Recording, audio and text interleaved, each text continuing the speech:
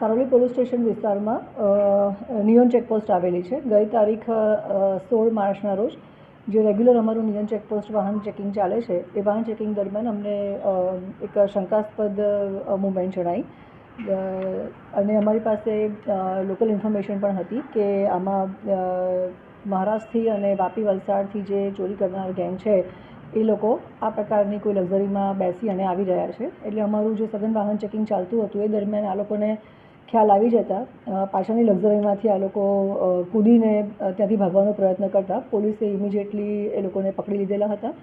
એમની પાસેથી જે મુદ્દામાલ રિકવર કર્યો છે એ આશરે 12.5 લાખ જેટલો છે, જેમાં સોના ચાંદીના દાગીના પણ છે.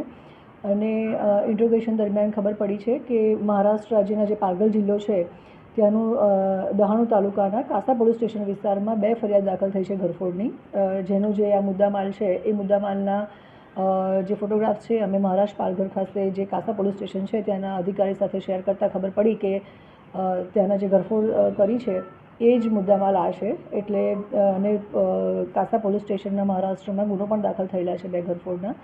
એના આધારે આ ત્રણેય જે આરોપી છે જેનું નામ છે રાજેશ મદનલાલ માલવી, જેની ઉંમર છે 29 વર્ષ, જે મજૂરી કામ કરે છે, જે ગામ ચડોલી, તાલુકો નીમચ અને મધ્યપ્રદેશનો રહેવાસી છે. બીજો આરોપી છે દિલખુશ ઉર્ફે દિલ્લુ પપ્પુ બાછડા કર્માવત, જેની ઉંમર 23 વર્ષ છે, જે મજૂરી કામ કરે છે અને જે પીપલિયા રૂડીરાવજી થાના મનાસા મધ્યપ્રદેશમાં રહે છે. ત્રીજો આરોપી છે જે અંકિત મુકેશભાઈ ગોદાવન, જેની ઉંમર 25 વર્ષ છે, જે મજૂરી કામ કરે છે અને જે ગામ સડોલી થાના નીમચ મધ્યપ્રદેશમાં રહે છે. આ ત્રણેયનો ગુનાહિત ઇતિહાસ અમે ICGS પોર્ટલમાં ચેક કરતાં આ ત્રણેયનો ગુનાહિત ઇતિહાસ પણ અમને મળી આવેલ છે. જેમાં જે મેઇન રાજેશ અને જે બીજો આરોપી છે દિલખુશ, એ બંને જણા અગાઉના ઘરફોડમાં પણ પકડાયેલા છે. અને જે ત્રીજો આરોપી છે અંકિત, એ પણ ત્રણમાંથી જે અંકિત છે એ પણ આગળના પોક્સોના ગુનામાં પકડાયેલો છે. સો જે અત્યારે આપણે ટેકનોલોજીનો યુઝ કરી રહ્યા છે ડિપાર્ટમેન્ટમાં, એમાં પણ ICGS પોર્ટલમાંથી અમને એમનો આગળનો ગુનાહિત ઇતિહાસ મળેલો છે, જેના આધારે અમે આ લોકોની અટક કરેલી છે. મુદ્દામાલ પણ અમે રિકવર કર્યો છે.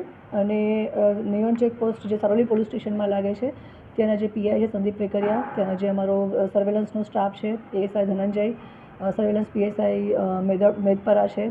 બીજા અમારો ત્યાં જે રેગ્યુલર નિયોન ચેકપોસ્ટ ઉપર ચાલે છે વાહન ચેકિંગ, એમાં જે એમની શિફ્ટ હતી એ વિપુલસિંહ અને વિલેશભાઈએ બહુ જ એલર્ટનેસ બતાવી અને વાહન ચેકિંગ દરમિયાન આ સરસ ડિટેક્શન અમારું થયેલું છે. જે સંદર્ભે અમે ત્યાં જે થાના છે કાસા થાના, ત્યાં પણ આ માહિતી શેર કરી છે અને આરોપીને પણ અમે હેન્ડઓવર કરીશું. ચોરી કરીને ગુજરાત આવવાનો પ્લાન શું હતો? ચોરી કરી અને એ લોકો જે ટ્રાન્સપોર્ટેશન માટે થઈને જે ટ્રાવેલ્સમાં બેસી અને સુરતમાં આવ્યા હતા અને ફરી પાછી બીજી બસ ચેન્જ કરીને મધ્યપ્રદેશ જવાના હતા. આ લોકો જાતે અત્યારે પ્રાઇમરી ઇન્ટ્રોગેશનમાં અત્યારે અમને એવું ખબર પડી છે કદાચ એ પાછળથી બીજો કોઈ પ્લાન અહીંયા કરવાના હોય તો અમારું ઇન્ટ્રોગેશન ચાલુ છે. અને પ્રાઇમરી ઇન્વેસ્ટિગેશનમાં એટલી ખબર પડી છે કે ચોરી કરીને સીધા એ લોકો ટ્રાન્સપોર્ટેશન માટે થઈને જ અહીંયા આવ્યા હતા. પાલઘરમાં કે લોકલ ગેંગ સાથે કોન્ટેક્ટ નીકળેલો લોકોનો? ઇન્ટ્રોગેશન ચાલુ છે અમારું. જે અમારે અપડેટ હશે અમે આપને જાણ કરીશું.